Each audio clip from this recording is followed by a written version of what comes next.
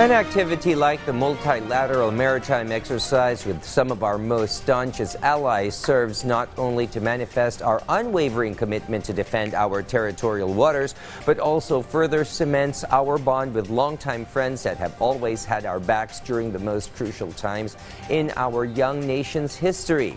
Patrick De Jesus tells us more.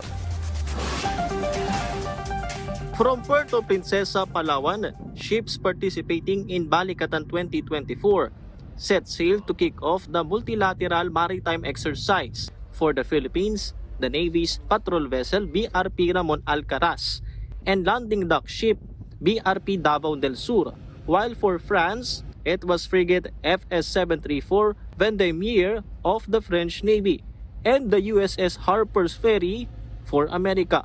The Navy vessels conducted coordinated maneuvers and formations. Very significant itong ginagawa natin. For the first Syria, we will be having yung tinatawag natin na division tactics or OW maneuvers.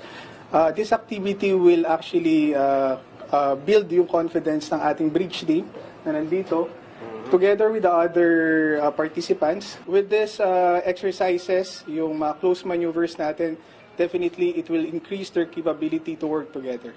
The Philippine, American, and French vessels jointly sailed northeast of Palawan in the Sulu Sea.